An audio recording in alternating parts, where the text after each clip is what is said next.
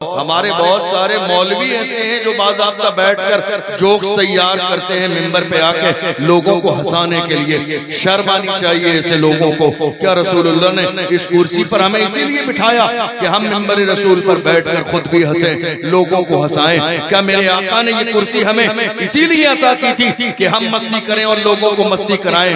ये कुर्सी इसीलिए दी जाती है कि हम मस्ती मजाक करें और लोगों को मस्ती मजाक में मुब्तला कर दें। याद रखो, जहां हंसने हंसाने वाले लोग हैं वहां शैतान की जरूरत ही नहीं है। कितने लोग आज मिंबर की इज्जत को पामाल कर रहे हैं जोक सुना सुना के। बाज़ाब्ता कौम का क्या है, कौम को इस बात का एहसास थोड़ी है कि हमारी जिम्मेदारी क्या है। मगर अफसोस इस कुर्सी पर बैठने वाले की जिम्मेदारी है कि उसे ये मालूम हो कि ये कुर्सी देने वाली मेरे रब की जात है। वो देना जानता है तो दे के छीनना भी जानता है, वो देना जानता है तो दे के वापस लेना भी जानता है। उरूज के जमाने में डरते रहो कि कहीं सवाल ना आ जाए, इज्जत के जमाने में डरते रहो कि कहीं छीन न ली जाए। तुम कोई अनोखे नहीं हो जिन्हें इज्जत दी गई है। तुमसे पहले कारून को भी इज्जत दी गई, तुमसे पहले फिरौन को भी इज्जत दी गई, तुमसे पहले शद्दाद को भी इज्जत दी गई। याद रखना, देना जानता है मेरा रब तो दे के वापस लेना भी जानता है। गुरूर किस बात का है, तकब्बुर किस बात का है, अपने आप को बड़ा किस लेवल पर समझ रहे हैं। नादान, ये जिंदगी मस्ती के लिए नहीं है, ये मजाक के लिए नहीं है, ये मिंबर हंसने हंसाने के लिए नहीं है। याद रखना, लोग आते हैं, उन्हें बुलाया जाता है, जलसे मीलादुन नबी में चल रही है, कम से कम इस बात का तो लिहाज करो कि नबी का नाम जुड़ा हुआ है। मीलादुन नबी कह रहे हो, इस्लाह मुआशरा कह रहे हो, इस्लाह की कोई तो बात करो, कोई तो नमाज की बात करो, कोई तो दीन की बात करो, कोई तो रसूलुल्लाह की बात करो। अल्लाह अकबर। मेरी कौम के बहुत सारे लोग ये चाहते हैं ऐसे लोग आ जाएं जो मिंबर पर बैठकर मस्ती और मजाक करें, खुद भी हंसें और हमें भी हंसाएं, और आने वाले भी मस्ती मजाक कर रहे हैं जिनके सीने में जर्रे के बराबर कोई शर्म हया नहीं है। याद रखना, खुदा ये कुर्सी देना जानता है तो दे के वापस लेना भी जानता है। मेरे आका ने इरशाद फरमाया था, हर उरूज को ज़वाल है, इज्जत है तो जलील भी किए जा सकते हो, मकाम है तो मकाम छीना भी जा सकता है, शान है शान खत्म भी हो सकती है। जवानी पे इतराओ मत, बुढ़ापा भी आ सकता है। जिंदगी पे इतराओ मत, मौत का फरिश्ता भी आ सकता है। पावर पे इतराओ मत, अल्लाह तुम्हारी दौलत को छीन भी ले भी सकता है। अपने जिस्म की ताकत पर इतराओ मत, अल्लाह तुम्हारे जिस्म को फालिक सदा भी कर सकता है। गुरूर किस बात का है, तकब्बुर किस बात का है, अपने आप को बड़ा समझना किस बात का है। नहीं मेरे अजीज, किसी समझदार ने कहा था, आगाह अपनी मौत से कोई बशर नहीं, सामान 100 बरस का है बल्कि खबर नहीं। तुम्हें मालूम ही नहीं है तुम कहां जा रहे हो, मौत तुम्हारे पीछे जा रही है, तुम्हें अंदाजा भी नहीं है। तुम दुनिया में खो गए हो, मौत तुम्हारे पीछे है। तुम दुनिया की रंगीनियों में खो गए हो, मौत तुम्हारे पीछे है। मुझे बड़ी हैरानी होती है जब मैं देखता हूँ मिंबर पे भी हंसने वाले बैठे हैं, नीचे भी हंसने वाले बैठे हैं, मिंबर वाले भी मस्ती कर रहे हैं, नीचे वाले भी मस्ती कर रहे हैं, मिंबर वाले भी मस्ती मजाक में लगे हैं, नीचे वाले भी मस्ती मजाक में लगे हैं। ऐ मेरे अजीज, तुम क्या करने के लिए यहाँ जमा हुए हो? ये सारा लाखों रुपए का खर्चा क्या सिर्फ मस्ती मजाक के लिए है? ये कौम की खून पसीने की कमाई क्या मस्ती मजाक के लिए है? इतना बड़ा मजमा जमा करना मस्ती मजाक के लिए है? नहीं मेरे अजीजों, गरीब नवाज ने ऐसा मिंबर कभी न लगाया जहां मस्ती मजाक की जाती हो। गरीब नवाज जब सामने बिठाते थे तो वो दिल पर ऐसी तवज्जो डालते थे कि लोग बेहोश हो जाते थे। वो ऐसा अल्लाह का जिक्र करते थे कि लोग बेहोश हो जाते थे। वो आखिरत की याद ताजा करते थे कि लोग बेहोश हो जाते थे। यही वजह है कि मेरे गरीब नवाज इधर जाते थे, लोग कलमा पढ़ के मुसलमान हो जाते। मैं बड़ा हैरान हूं, बड़ा हैरान हूं आपके रवैये को देख। मुझे बड़ी हैरानी है आपके रवैये को देख। कोई एहसास नहीं जर्रे के बराबर आप कहां बैठे हुए, कोई एहसास नहीं जर्रे के बराबर आप यहाँ आए क्यों, कोई एहसास नहीं। हमारी कौम के जवानों का अलमिया है इस वक्त। बाज़ाब्ता जब जलसा कराने का मौका होता है ना, तो बाज़ाब्ता हमारे जवान डिमांड करने लगे, उन हजरत को बुलाइए जो मजाक ज्यादा करते हैं, उन हजरत को बुलाइए जो मस्ती ज्यादा करते हैं, उन हजरत को बुलाइए हंसाते ज्यादा मजा बहुत आता है। कब तक मजा लोगे? याद रखना, हर मजे के बाद मजा पहले है, सजा बाद में है। मजा आएगा तो सजा मिलेगी। जिसने मजा लिया है सजा उसको मिली है। तुम आज मजा ले रहे हो, तुम्हें पता नहीं है हमारी लाखों बेटियां मुर्तद हो गई। मजा किस बात का लेना है? मस्जिदें वीरान पड़ी हैं, मजा किस बात का लेना है? जिस कौम के अंदर महीने गुजर जाते हैं, कोई घर में कुरान खोलने वाला नहीं है, मजा किस बात का लेना है? जाकर देख लो कब्रिस्तान में तुमसे बड़े बड़े सूरमा की कब्र बैठ गई, नाली का पानी उसकी कब्र में जाता है। जाकर देख लो तुमसे बड़े बड़े सूरमा कब्रों में सोए हैं। हमारे बुजुर्गों ने यही तो कहा, जब जवानी पे गुरूर आए कब्रिस्तान का चक्कर लगाना, तुम्हें अंदाजा लग जाएगा तुम्हारी जवानी की कोई हैसियत नहीं है। जब दौलत में नशा आ जाए, जाकर कब्रिस्तान का चक्कर लगाना, अंदाजा लग जाएगा तुम्हारे पैसे की कोई हैसियत नहीं है। नहीं मेरे अजीज, मस्ती न करो। कुरान कहता है फलियदहकू कलीलों वलियबकू कसीरा। ईमान वालों को चाहिए हंसे कम रोए ज्यादा, इसलिए कि खुदा को रोना पसंद है, इसलिए कि खुदा को रोने वाली आंखें पसंद है। और मेरे आका सल्लल्लाहु अलैहि वसल्लम दुआ करते थे, ऐ अल्लाह मुझे रोने वाली आंखें अता फरमा, मुझे रोने वाली आंखें अता फरमा। क्या मेरे आका ने इरशाद नहीं फरमाया, एक बंदे मोमिन के आंसू जो अल्लाह के खौफ से निकलते हैं उसके हिस्से की जहन्नम की आग बुझाने के लिए काफी है? क्या मेरे नबी ने नहीं फरमाया? गौर करो, बदलो अपने अंदाज को, बदलो अपने मिजाज को। ये जल से मस्ती और मजाक के लिए नहीं किए जाते हैं। बड़ी हैरानी की बात है, इतनी बड़ी हमारी महफिलें जहां आप कुछ सीखने के लिए राजी नहीं, कुछ सुनने के लिए राजी नहीं, कुछ समझने के लिए राजी नहीं। याद रखिएगा, बड़ी माजरत के साथ हमें ऐसी तकरीरें नहीं आती हैं जिससे आप खुश हो जाए। हम इमाम अहमद रजा के गुलाम हैं, चापलूसी नहीं आती है हमसे। हम इमाम अहमद रजा के गुलाम हैं। आप याद रखना, मुझे बहुत ज्यादा जमाना नहीं हुआ, मैं बहुत एक डेढ़ साल हुआ मैंने इधर आना शुरू किया, वरना मैं सिर्फ राजस्थान में तकरीरें करता था। और आज भी मैं इस मिंबर पे बैठा हूँ। मेरा ईमान है गुंबद खजरा से मेरे आका मुझे देख रहे हैं। मेरी नीयत ये नहीं है कि आप ये कहें बड़ी साहब सीरियस तकरीर की है। मेरी नीयत ये है कि मुझे मरना है, मरने के बाद मुस्तफा को चेहरा दिखाना है। क्या कहेंगे? ये कुर्सी हमें किसी नेता ने नहीं दी है, कुर्सी कहां से मिली है? या रसूल अल्लाह, ये नाज ये अंदाज हमारे नहीं होते, झोली में अगर टुकड़े तुम्हारे नहीं होते, मिलती ना अगर भी हुजूर आपके दर से इस ठाठ से मंगतों के गुजारे नहीं होते।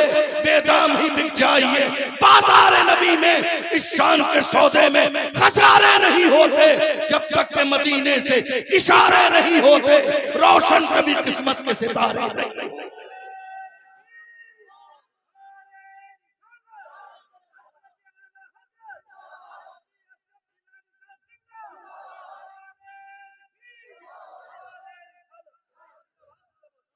मैंने खुद कितनी बार बैठकर सोचा, मैं अपने बारे में आपसे शेयर करने लगा हूं। मैंने कितनी बार बैठकर सोचा, हम तकरीर क्यों करते हैं? मेरी बात पर गौर करना। मैंने अपने आप से पूछा, हम तकरीर क्यों करते हैं? जवाब मिला, तकरीर का सिलसिला इसलिए शुरू किया गया कि आम लोगों तक जो ना कुरान और हदीस पढ़ना जानते हैं ना समझना जानते हैं, उन लोगों तक अल्लाह और रसूल का पैगाम पहुंचा दिया जाए। फिर मैंने अपने आप से पूछा, क्या हम पैगाम पहुंचा रहे हैं? क्या हम पैगाम पहुंचा रहे हैं? फिर मुझे लगा कि नहीं, जिस अंदाज में पैगाम पहुंचाना चाहिए था आज हमारा वो अंदाज सही माना में नहीं है। हमें आज इस बात की फिक्र ज्यादा होने लगी है, ऐसी बात बोली जाए जो लोगों को अच्छी लगे।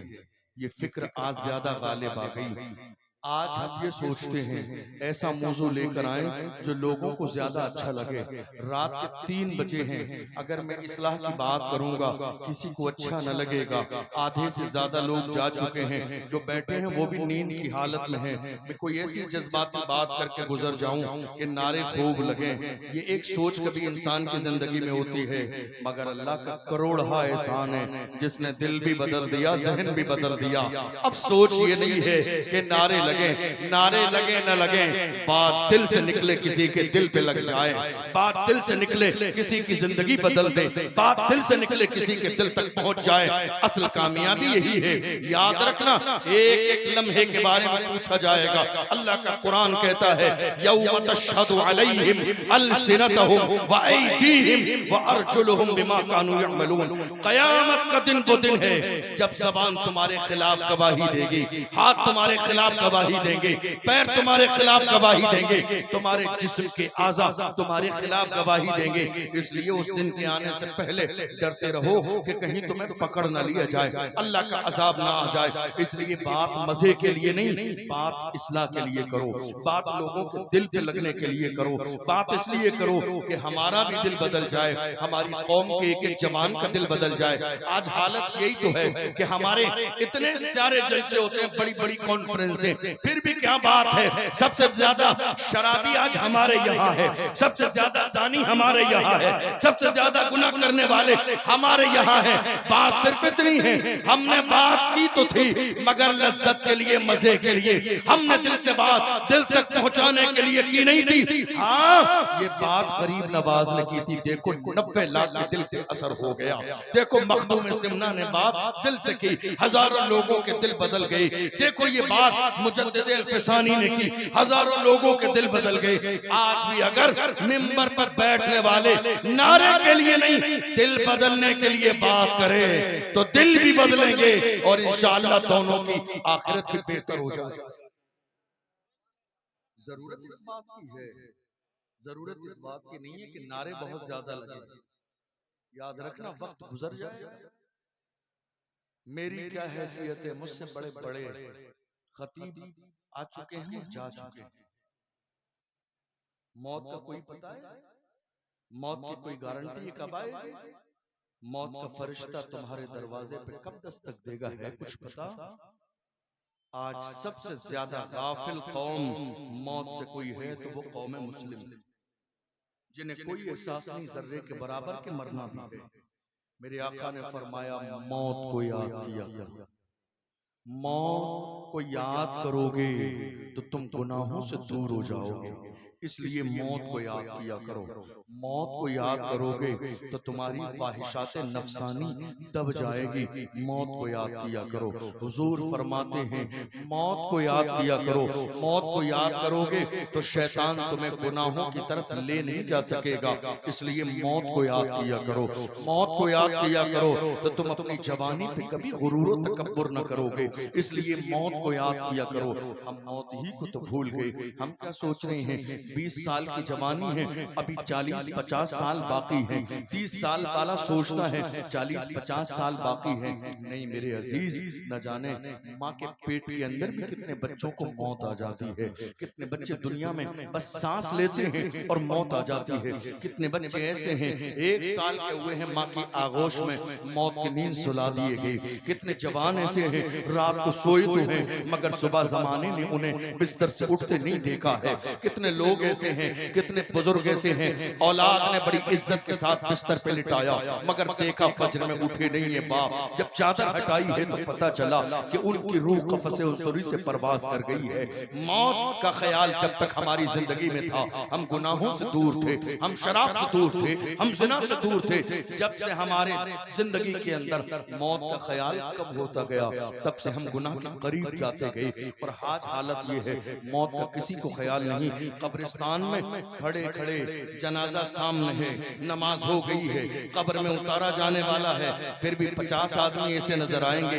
वहां भी बिजनेस की बात, वहां भी कारोबार की बात, वहां भी मस्ती हो रही है, वहां भी मजाक चल रही है। देख नहीं रहे हैं कितने बड़े सूरमा की कब्र है, प्रधान की कब्र है, कितने बड़े पार्षद की कब्र है, जिम्मेदार की कब्र है, पैसे वाले की कब्र है, अपने आप को बड़ा कहने वाले की कब्र है, धस गई है नाली और नाले का पानी उसकी कब्र में है, फिर भी एहसास नहीं जर्रे के बराबर। जनाजा रखा है दुनिया की बात, जनाजा रखा है पैसे और कारोबार की बात नहीं। मेरे अजीज, तुम कब्रिस्तान में आने के बाद जानते हो एक मुर्दे को दफन करने के लिए 4 आदमी काफी थे, कांधे पे उठा कर ले जाते, दफन कर देते। फिर भी मेरे नबी ने पूरी कौम मुस्लिम को क्यों कहा कि नहीं, हर मुसलमान पर, मुसलमान का ये हक है कि वो मर जाए तो ले जाके दफन करो। बात ये है कि 4 से काम चल जाता, लेकिन पूरी कौम को कब्रिस्तान इसलिए भेजा गया, तुम भी कब्रिस्तान चले जाओ ताकि तुम्हारा गुरूर जरा सा डाउन हो जाए, तुम भी कब्रिस्तान चले जाओ ताकि तुम्हारा फख्र भी जरा सा डाउन हो जाए, तुम भी कब्रिस्तान चले जाओ, बहुत जमाने से तुम्हें मौत की याद नहीं आई, तुम्हें मौत की याद आ जाए। अल्लाह अकबर। आप जानते हैं जिस जलसे में मैं आज तकरीर कर रहा हूँ, इस जलसे के लिए आपके लोगों ने जिनसे तारीख ली थी ना, हमारे हमारे बड़े अजीज जकी भाई शेख जो जलसे की हमारी तारीख लेते थे, 1 हफ्ता हुआ है मौत के फरिश्ते ने उनके दरवाजे पर दस्तक दी, इस जलसे की तारीख उन्होंने ली और उसके बाद वो इस दुनिया से चले गए। किसने सोचा था 27-28 साल के जवान को मौत आ जाएगी, किसने सोचा था इतना दीनदार जवान दुनिया से चला जाएगा, किसने सोचा था नमाजों का पाबंद दुनिया से चला जाएगा, इतना परहेजगार जवान मैंने अपनी जिंदगी में कभी न देखा। जब वो सफर करते थे तो कपड़े बाद में रखते थे, जाए नमाज अपने बैग में पहले रखते थे। 24 घंटे का जमाना, जब तक सोते नहीं थे वुजू कभी टूटने नहीं देते थे, और वुजू टूटता था तो फौरन वुजू करते थे। कभी ऐसा न हुआ कि सफर में भी उनकी एक वक्त की नमाज कज़ा हो गई हो, कभी ऐसा न हुआ एयरपोर्ट पे उनका एक सजदा छूट गया हो, कभी ऐसा न हुआ उन्होंने जिंदगी में झूठ बोला हो, कभी ऐसा न हुआ कि उन्होंने किसी मोमिन की ग़ीबत की हो, कभी ऐसा न हुआ 1 रुपया जिंदगी में इधर से उधर हो गया हो। इतना पारसा जवान आप देखो, हमने अपनी जिंदगी में ये देखा। उस राजस्थान के इलाके में नौजवान उसको चलते फिरते कहते थे जिसे जन्नती जवान देखना हो वो मरहूम ज़की शेख को देख ले, इतना नेक परहेजगार मुत्तकी जवान। जब वो उलमा से बात करता तो उलमा सोचते थे सामने वाला कोई आलिम है, हालांकि उस बंदे ने एक दिन भी मदरसे में तालीम हासिल न की, जिसने बाज़ाब्ता कॉलेज में जाके जीन्स पैंट पहन के बाज़ाब्ता बीए एमए किया और दूसरी डिग्रियां हासिल की। 1 हफ्ते पहले मौत की आगोश में चले गए। किसने सोचा था मौत आ जाएगी, किसने सोचा था कि मौत का फरिश्ता दरवाजे पर दस्तक देगा। लोग रो रहे हैं, आंखों में आंसू है। माँ का क्या हाल है, जाके पूछो माँ के दिल से। भाई का क्या हाल है, पूछो जाके दिल से। मैं हर जगह लोगों से यही कहता हूँ, हाथ जोड़ के कहता हूँ अपने जवानों से, जवानों गुनाह छोड़ दो। ये मत सोचो कि 50 साल की जिंदगी बाकी है। सरकार गौसे आजम फरमाते हैं मौत हालत बदलने नहीं देती है, तुम जिस हाल में होगे मौत आके रहेगी। तुम गुनाह कर रहे हो, मौत आके रहेगी। इसीलिए फरमाया तुम जिस हाल में मरना चाहते हो उसी हाल में जीना शुरू कर दो, फिर मौत तुम्हें बेहतरीन हालत में आएगी। तुम चाहते हो मौत तुम्हें सजदे की हालत में आए तो सजदे करने की आदत डाल लो। तुम चाहते हो मौत तुम्हें कुरान पढ़ते हुए आए, कुरान पढ़ने की आदत डाल लो। तुम चाहते हो मौत तुम्हें अल्लाह के सामने झुकते हुए आए, तुम अल्लाह के सामने झुकने की आदत डाल लो। मौत उसी आलम में आएगी और जब तुम इस हाल में जाओगे तो दुनिया पुकार के कहेगी लहद में इश्क रुखे शाह का दाग लेके चले, अंधेरी रात सुनी थी चराग लेके चले, तेरे गुलामों का नक्शे कदम है राह खुदा, वो क्या बहक सके जो ये सुराग लेके चले। आज हालत ये है, हम दुनिया में और दुनिया की रंगीनियों में इतना रंग गए कि हमें जर्रे के बराबर मौत का एहसास है। आपको हैरानी होगी ये जानकर, इस वक्त हमारे यहाँ शराब पीने वालों की तादाद बढ़ गई है। 18 साल, 19 साल, 20 साल के जवान शराब पी रहे। आज 18 जनवरी है, इसी महीने की शुरुआत में एक रात आई थी जिसको हमारे जवान 31 के नाम से जानते हैं। 31 दिसंबर की रात। आपको मालूम है क्या हुआ था? मुस्लिम इलाकों में शराब के ठेकों पर शराब खत्म हो गई थी 2 दिन पहले। 2 दिन पहले शराब खत्म हो गई थी। इसी साल की बात बता रहा हूँ। जानते हो गई कहाँ? हमारे जवानों ने 2 दिन पहले खरीद कर स्टॉक कर ली 31 की नाइट के लिए कि साहब उस रात में पता नहीं मिले न मिले, खत्म न हो जाए, हमारी पार्टियां फीकी पड़ जाएंगी, हम क्या करेंगे, हमारा माहौल खराब हो जाएगा। 2 दिन पहले शराब की क्रेट उठा के बाज़ाब्ता स्टॉक करके रख ली। जश्न मनाने के नाम पर जश्न करते रहे, शराब पीते रहे, जिना करते रहे, अय्याशी करते रहे। मैं कहता हूँ ये सारे काम तो कर रहे हो, मगर याद रखो क्या सोच रहे हो? तुमने बंद कमरे में दरवाजा बंद करके रात के अंधेरे में गुनाह कर लिया। क्या सोचते हो? क्या मेरे रब को नहीं मालूम है? क्या खुदा को नहीं मालूम है? तुम अगर ऐसा सोचते हो तो तुम्हारी गलत फहमी है, खाम ख्याली है। अल्लाह का कुरान कहता है वल्लाहु यअलमु मा तुसर्रून व मा तुअलिनून, तुम जो जाहिर करते हो मेरा रब वो भी जानता है, तुम जो छुपाते हो मेरा रब वो भी जानता है। कोई ऐसा गुनाह नहीं है जो तुम करते हो और रब को मालूम नहीं है। तुमने एक रात की लज्जत के लिए, एक रात के मजे के लिए गुनाह कर लिया, लेकिन याद रखना इस एक रात के गुनाह की वजह से सजा न जाने कितने साल भुगतना पड़े, न जाने कितने साल रोना पड़े, न जाने कितने साल जिल्लत और रुसवाई का सामना करना पड़े। आज मुसीबत हमारे दरवाजे पर दस्तक दे रही है। लोग रो रहे हैं, कारोबार नहीं है, लोग रो रहे हैं, बिजनेस नहीं है, लोग रो रहे हैं, हम भूखे प्यासे हैं, लोग रो रहे हैं, बेटी और बेटों के रिश्ते नहीं आ रहे हैं। मैं कहता हूँ बंदा जब गुनाह का आदी हो जाता है और अपना रिश्ता परवरदिगारे आलम से कमजोर कर लेता है तो उसकी दुनिया भी तबाह हो बर्बाद हो जाती है, उसकी आखिरत भी तबाह हो बर्बाद। इसलिए ये नियत कर लीजिए, ये इरादा कर लीजिए, हमारी जितनी जिंदगी है हम गुनाहों में नहीं गुजारेंगे, हम गुजारेंगे रब की मर्जी के लिए, रसूलुल्लाह सल्लल्लाहु अलैहि वसल्लम के तरीके पर अमल करते हुए। आपको मालूम है इस वक्त एक गुनाह बहुत तेजी के साथ बढ़ता जा रहा है। क्या है वो? जिना। बहुत तेजी के साथ। आपके जहन में शायद न हो, लेकिन हालत यह है आज आंखों का जिना भी हो रहा है, आज कानों का जिना भी हो रहा है, आज जबान का जिना भी हो रहा है, आज इन हाथों का जिना भी हो रहा है। आप कहेंगे हजरत आपने नई बात बताई, हमने कभी नहीं सुना जबान का जिना। जबान का जिना इस वक्त इतना हो रहा है आप हैरान हो जाएंगे। और ये बात सिर्फ मर्दों के लिए नहीं है, ये मर्द और औरत दोनों के लिए बात है। थोड़े से जमाने पहले जब रिश्ता होता था बेटी और बेटे का, तो जानते हो हमारे बुजुर्ग पहले दिन जब रिश्ता तय होता था तो कुरान मुकद्दस फूलों से सजा के देते थे और उनकी नीयत ये होती थी कि पहली चीज रिश्ते में कुरान मुकद्दस दिया जाए ताकि हमारे बेटे का रिश्ता अल्लाह के कलाम से शुरू हो बरकत के लिए। आज जमाना बदल गया, अब जब रिश्ता होता है तो पैक करके बाज़ाब्ता मोबाइल फोन दिया जाता है। और मोबाइल फोन आप जानते हैं किस लिए दिया जाता है? सिर्फ ताकि फोन पर बात करने का दरवाजा खुल जाए। लड़के ने 1 लाख रुपए का मोबाइल फोन गिफ्ट के नाम पर दे दिया, न लड़के के वालिदैन को एतराज है न लड़की के वालिदैन को एतराज है। पूछो जाके किसी मुफ्ती से, जाके पूछो बाबू हुजूर से, हजरत क्या ये बात जायज है कि हमारी बेटी शादी से पहले उस लड़के जिससे रिश्ते की बात चल रही है फोन पर बात करे?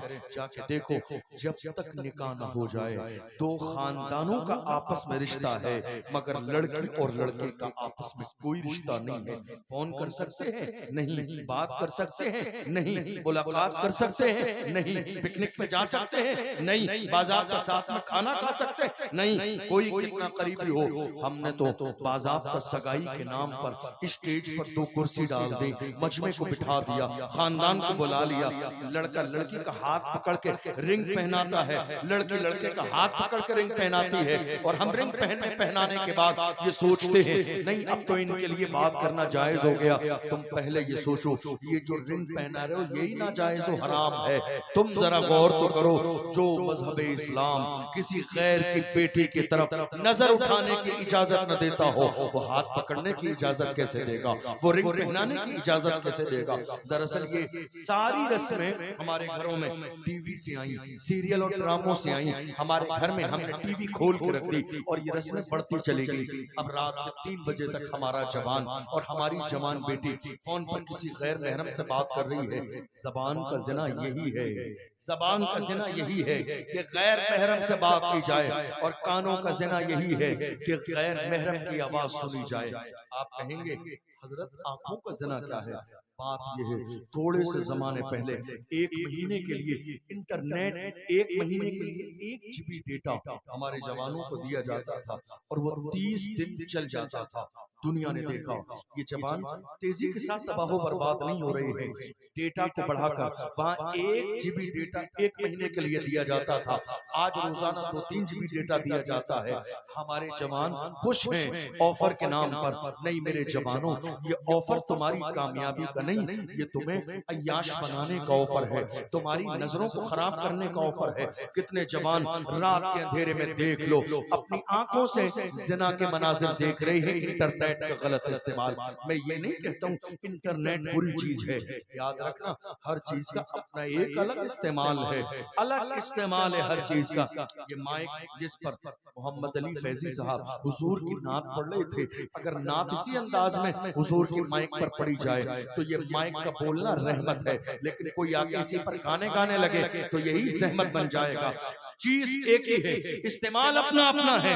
ये लाइट है, इस लाइट में हुजूर के जिक्र की महफिल हो रही है, रहमत है। यही आकर डीजे बाजे बजाए जाने लगे तो जहमत बन जाए। हम तो बड़े फख्र के साथ कहते हैं कलम भी एक रहमत है, लेकिन अगर कलम थानवी के हाथ में नहीं, इमाम अहमद रजा के हाथ में हो, थानवी के हाथ में है तो जहमत है, इमाम अहमद रजा के हाथ में हो तो रहमत है। जिस इमाम ने कहा सरवर कहूं के मालिको, मौला कहूं तुझे, बागे खलील का कुले ज़ेबा कहूं तुझे, अल्लाह ने तेरे जिस्म मुनव्वर किताबिश है, जाने जाम में जाने तजल्ला कहूं तुझे।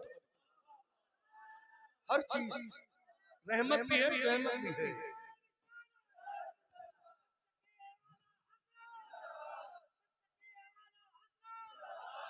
हर चीज रहमत भी है, जहमत भी है। इंटरनेट जहमत इसी एंगल से है, इसी अंदाज में है जहमत इंटरनेट कि हम आंखों से जना कर रहे हैं। आप इतने बच्चे नहीं हैं कि मैं क्या कह रहा हूं आपको समझ में नहीं आ रहा है, इतने नादान नहीं हैं आप, इतने छोटे नहीं हैं आप। हमारे बहुत सारे लोग दूर बैठ के मुस्कुराते रहते हैं, एक दूसरे के कान में कहते रहते हैं देखो हजरत क्या इशारा कर रहे हैं। ये हंसने वाली नहीं रोने वाली बात है। तुमने गौर ही नहीं किया तुम्हारी जवानी तबाह बर्बाद हो गई, तुमने गौर ही नहीं किया तुम्हारी नस्ल खत्म होने वाली है, तुमने गौर ही नहीं किया रात के थोड़े से लम्हे में तुमने अय्याशी की दहलीज पर कदम रख दिया, तुमने जिन आंखों को खराब किया तुम्हें पता ही नहीं है आंखों की कीमत क्या है। किसी आशिक ने कहा था तुम्हें न देखा तो किस काम की है ये आंखें कि देखने की है सारी बहार आंखों में। एक जवान ने आके कहा हजरत दुआ कर दे, मैं इन आंखों से हुजूर को देखना चाहता हूँ। मैंने कहा दुआ कर दूंगा और मेरे आका नवाजने पे आए तो वहां देर भी नहीं है। उस बारगाह की शान ये है, उस बारगाह का मकाम ये है, वहां फासलों की जियादती से इनायतों में कमी नहीं। कोई दूर रह के उवैस है, कोई पास रह के बिलाल है, मैं दुआ कर दूंगा। मगर मेरे भाई जरा तुम अपनी आंखों के बारे में गौर करो, क्या तुम्हारी आंखें हैं इस काबिल कि जिस आंखों से सुबह से लेकर शाम तक फोन में रील्स देखती हो, जिन आंखों से तुमने जिना के मनाजिर देखे हैं, क्या वो आंखें इस काबिल है कि यार का चेहरा देखो। अरे जिन्होंने अपनी आंखों की सफाई की, जाके देखो मिस्र की सरजमीन पर अल्लामा जलालुद्दीन सुयूती ने जिंदगी में बगैर नींद के खुली आंखों से 70 बार मेरे आका का दीदार किया है। पूछो इमाम अहमद रजा से से जब इमाम अहमद रजा हुजूर की बारगाह की तरफ चले थे, कहा था आने दो या डुबो दो, अब तो तुम्हारी जानिब लंगर तुम्ही पे छोड़े, लंगर की कश्ती तुम्ही पे छोड़ी, लंगर उठा दिए हैं। दूल्हा से इतना कह दो प्यारे सवारी रोको, मुश्किल में है बराती, पुरखार बात ये है गए हुजूर की बारगाह में। और जब दिल ने कहा यार का दीदार हो जाए तो हाथ बांध के कहा उठा दो पर्दा, दिखा दो चेहरा कि नूरे बारी हिजाब में है, जमाना तारीख हो रहा है कि महर कब से नकाब में है। और थोड़ी देर जब दीदार न हुआ तो पस मुर्दा दिल के साथ कहते हैं वो सुए लालाजार फिरते हैं, तेरे दिन है बहार फिरते हैं, जो तेरे दर से यार फिरते हैं, दर बदर यूं ही ख्वार फिरते हैं। आहा कल ऐश तो किए हमने, आज वो बेकरार फिरते हैं, उस गली का गधा हूं मैं जिसमें मांगते ताजदार फिरते हैं। कोई क्यों पूछे तेरी बात रजा, तुझसे कुत्ते हजार फिरते हैं। जब आजिज़ी का लेवल इतना आया तो खुली आंखों से मुस्तफा का दीदार किया है। और जब खुली आंखों से हुजूर का दीदार किया, आंखों से देख लिया, तो देखने के बाद कसम खा के कहा तू जिंदा है वल्लाह, तू जिंदा है वल्लाह, मेरी चश्मे आलम से छुप जा।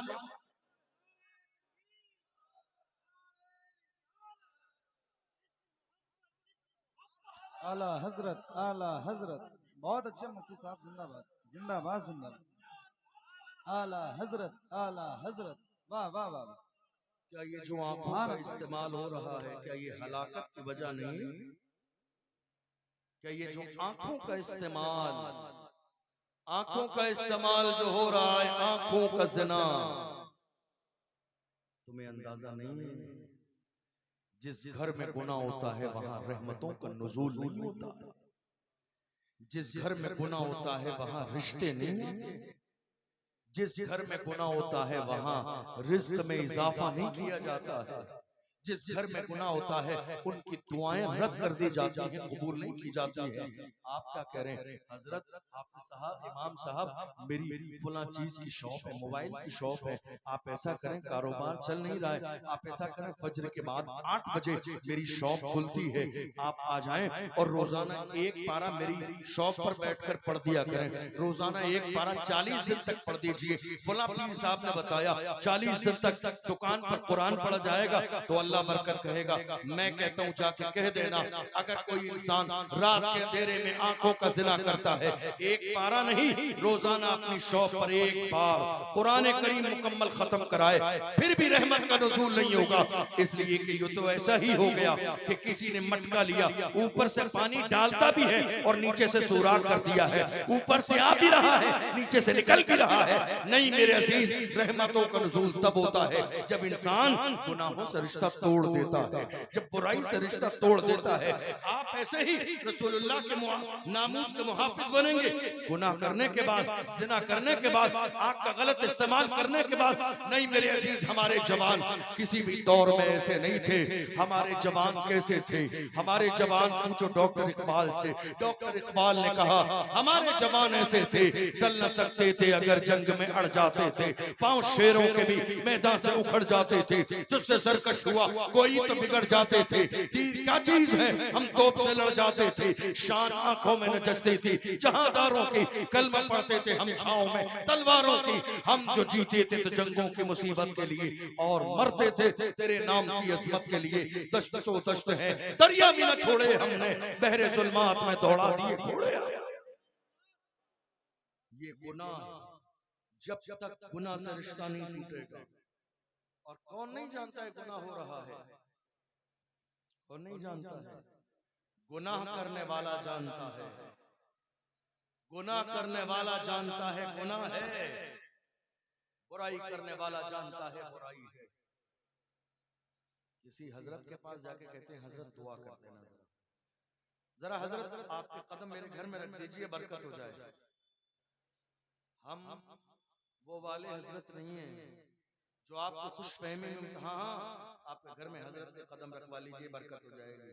हजरत के कदम से बरकत नहीं होगी, गुनाह छोड़ने से बरकत होगी। सिर्फ हजरत के कदम से बरकत नहीं होगी जब तक गुनाहों से रिश्ता नहीं तोड़ेंगे, कुछ होने जाना नहीं। गुनाह से तौबा कर लीजिए, सच्चे बनिए, पक्के बनिए, मुत्तकी बनिए, परहेजगार बनिए। जब तक तुम्हारे घर के अंदर ये जिना का माहौल चलता रहेगा। आप जानते हैं इमाम अहले सुन्नत की 4 साल की उम्र है। इमाम अहले सुन्नत के सामने ऐसे लोग गुजरे जिनसे नजर को बचाना था। इमाम अहले सुन्नत ने अपने जुब्बे के दामन को उठाया, उठाने के बाद इमाम अहले सुन्नत ने अपने दामन को उठाया और अपनी आंखों से लगा लिया। सामने से आवाज आई, आपने आंखों को बंद कर लिया, नीचे का आपका जिस्म खुल गया, आपने ऐसा क्यों किया? इमाम अहले सुन्नत फरमाते हैं, मैंने नजर को इसलिए बंद कर लिया है, इसलिए कि जब नजर बहकती है तो दिल बहकता है, जब दिल बहकता है तो इंसान गुनाह करता है। मैंने नजर ही को छुपा लिया है। जब नजर न बहकेगी तो दिल न बहकेगा, जब दिल न बहकेगा तो बंदा गुनाह के करीब भी नहीं जाएगा। आज हमारी नजर बहक रही है। हजरत यहया अलैहिस्सलाम से पूछा गया, हजरत ये बताइए जिना की शुरुआत कहां से होती है? क्या कहा मैंने? जिना की शुरुआत कहां से होती है? फरमाया आंख से। क्या फरमाया? आंख से। इंसान जब किसी गैर को देखता है फिर उसका ख्याल दिल में पैदा होता है, फिर जब दिल में पैदा होता है तो उसके जिस्म के आज़ा हरकत में आते हैं और उसका दिल गुनाह के लिए आमादा हो जाता है। इसलिए नजर की हिफाजत करो। आप जानते हो हाथों का जिना, हाथों का जिना, हाथों का जिना कब होता है? जब पहले नजर बहकती है इंटरनेट पर अय्याशी देखकर, इंटरनेट पर जिना देखकर जब नजर बहकती है तो दिल बहकता है, और जब दिल बहकता है तो इंसान अपने हाथों से जिना करता है। नहीं मेरे अजीज, क्या सोच रहे हो? मुसीबतें तुम्हारे घर में है। कुरान से पूछो जाके मुसीबत कहां से आई? तुम्हारे घर के अंदर, तुम्हारे घर की औरत ने, मां ने, बेटी ने तुम्हारे जहन में ये बात डाल दी मुसीबत है, किसी ने कुछ करा दिया है। नहीं मेरे अजीज, इस अंधविश्वास से बाहर आओ। किसी ने कुछ नहीं कराया है, तुम्हारे अपने अमाल हैं जिन्होंने तुम्हें तबाह बर्बाद किया है। मैं नहीं कहता हूं, अल्लाह का कुरान कहता है वमा असाबकुम मिन मुसीबतिन फबिमा कसबत ऐदीकुम। तुम्हारी जिंदगी में जो मुसीबतें हैं वो तुम्हारे हाथों के कारनामे हैं, जो तुमने कार्य करतूत जिंदगी में किए हैं। इसी बुनियाद पर तुम्हें ज़लील व रुस्वा किया जा रहा है। सुनो मेरे आका का फरमान, अल्लाह के रसूल इरशाद फरमाते हैं, मन यज़मन ली मा बैन रिजलैहि व मा बैन लहयैहि अज़मनु लहुल जन्नह। मेरे आका इरशाद फरमाते हैं, जो मुझे दो चीजों की जमानत दे, जो जबान की जमानत दे और अपनी शर्मगाह की जमानत दे, मेरे आका फरमाते हैं मैं बदले में उसे जन्नत की जमानत देता हूं। जबान की जमानत, जबान का गलत इस्तेमाल नहीं, और शर्मगाह की हिफाजत और जमानत दे के वो शर्मगाह का गलत इस्तेमाल ना करेगा। मेरे आका ने इरशाद फरमाया मैं उसे बदले में जन्नत की जमानत देता हूँ। क्या मतलब? क्या ये बयान सिर्फ मर्दों के लिए है? नहीं, औरतों के लिए भी है। याद रखिएगा, जरा सा दायरा कायम कीजिए।